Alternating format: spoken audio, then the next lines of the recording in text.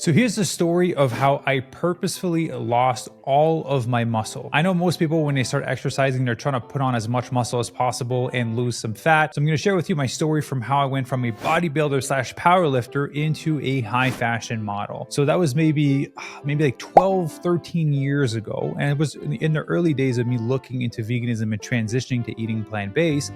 I used to be a bodybuilder and a powerlifter, and I weighed 240 pounds. I had been training for 4 or 5 years at that point to be able to get that big. I was originally 160 pounds. I was able to bulk up to 240 pounds. I'm sure we can put a photo on the screen of how big I had gotten. I believe I look a little bit older on those photos than I look now. It was a completely different time. But what I did is, again, I was strength training. I wasn't plant-based at the time. And I've been working really, really hard to be able to get that big and to get that strong. Then one day my friend brought me to his modeling agent's agency.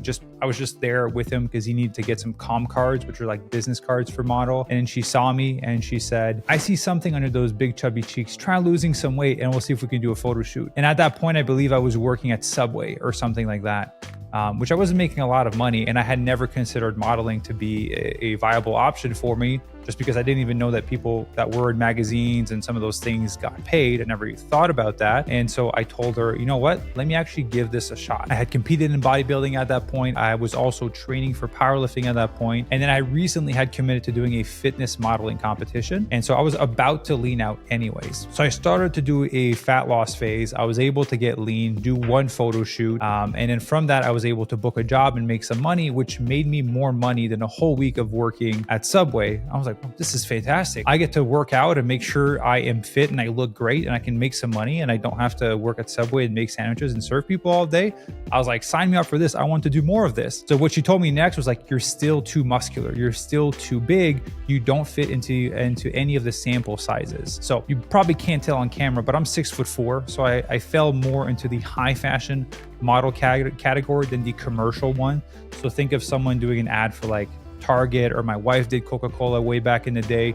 For me, I was more on the skinny, odd-looking, walking the runway side, which I had a blast walking the runway. It was really fun. I'm sure we can put up, again, some photos on the screen when I was doing that. But again, I was still too big. I was still too muscular, and they make those sample sizes so darn small. You basically had to be a small size t-shirt, call it a medium, like a small, medium size. But when I had started this whole journey, I was an extra large shirt. When I decided to dive into it and be like, you know what, let me actually give this a fair shot, because this is great. I get to work out and make some money. This is fantastic. This is what I've wanted my whole life. And I was still really young at the time. That's when I went on Google and I was like, how do I get skinny the fastest way possible? And it said, vegans are skinny and weak. You should try to go vegan. I was like, cool. I don't like the idea of being weak, but I need to get skinny. And so, disclaimer now, you can be fit and be vegan. So I have a company called Fit Vegan, and we've coached 1,000+ people. I've competed in several different events as a fit vegan, but that's a conversation for another time. So I'm going to share with you guys what I did to lose as much muscle as possible, as fast as possible, so that I can fit into that sample size, which also, if you pay really close attention, is what most people are doing to lose weight and get fit. So I did it to lose as much muscle as possible and get unfit in a way.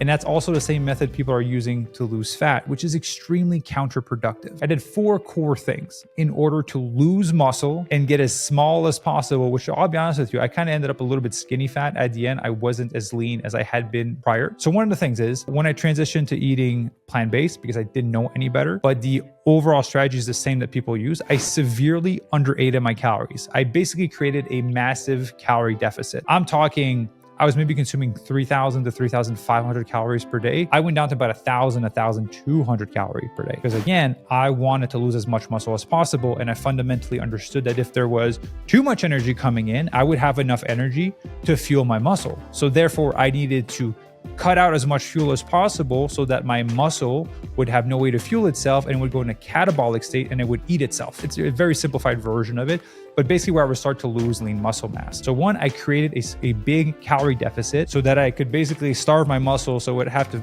eat itself in order to use it as energy, basically. Very counterproductive if you're trying to build muscle. So that was one thing.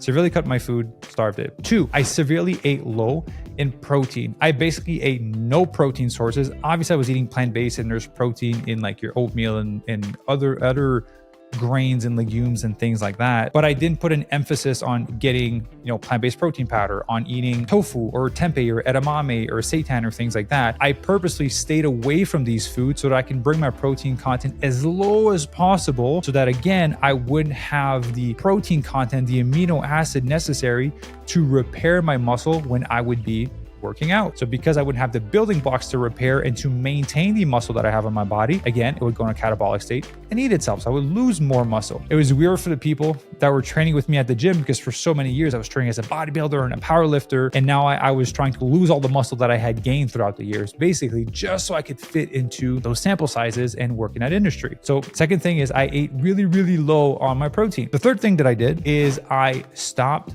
strength training. I stopped strength training because I fundamentally understood that if I did strength training, those muscle tissues would tear and then they would be repaired with the food that I would give it. Again, it wouldn't be a lot of food. It would be very low in protein, but still because of the stimulation, I would be able to retain more muscle tissue than if I didn't strength train. So I didn't do any strength training just to, in sort of a way, atrophy the muscle so that I could lose it even faster, right? So I didn't do strength training. And the last thing that I did is I did a ton of cardio. So I ensured that my daily energy expenditure was really, really high. I'm talking running 2-3 hours every single day. I wasn't in a row. I was splitting it up, but I was only doing cardio. So I was only doing cardio so that, again, I wouldn't stimulate the muscles in my upper body, things like that, which is where I had a hard time fitting in the suits and the things that they wanted me to fit in. I believe for the men listening to this, I was about a 42 long was that 42? It was like a 44 long on my suit, and I needed to fit something in like a 38. So think of the size difference in your chest and lats to be able to squeeze into that thing. So I had to lose a lot of size on my body. So I did a ton of cardio just so that I could have a high energy expenditure and then I could burn through some muscle tissue as well. So I abused the cardio side. So those are the 4 things that I did. I did that for 1 year and I was able to lose 80 pounds in 1 year. I'll try to find a photo of like me before and after. We can put it on the screen here if I can find them on my phone because it was a long time ago, well over a decade ago. But I was able to lose 80 pounds in 1 year. That allowed me to get a modeling contract in Milan, Italy. I went to Milan, Italy. Those sample sizes were smaller than the ones that we were using in Canada. So I had to lose even more weight. And ultimately, the highest I was ever weighed was about 242 pounds. And I got down all the way to about 160 pounds. Mind you, I'm 6'4". That's not a lot of weight on my frame, but I was able to go down to 160 pounds. So again, to recap, the 4 things that I did is what most people do to try to build muscle and get in shape. I severely cut my calories. I ate low in protein. I didn't do strength training, and I just did cardio. Because I had proper education and knowledge on how to transform my body, I know to do the opposite to get the outcome that I wanted. So now, if you want to get fitter, if you want to build muscle, if you want to improve your body composition, lose fat, and build muscle, what are you going to do? Don't do a massive calorie deficit. Ensure that you eat enough food to fuel the repair of your lean muscle tissue. Make sure you're eating enough protein per day. I had 0.8 gram per pound of body weight. If you're currently carrying excess body fat, 0.8 grams per pound of ideal body weight. That's going to be enough of those amino acids building blocks to repair the tears you're going to create in your muscles to allow them to become stronger and get bigger, which by default will increase your metabolism, will help you burn more calories at rest. There's so many perks to that.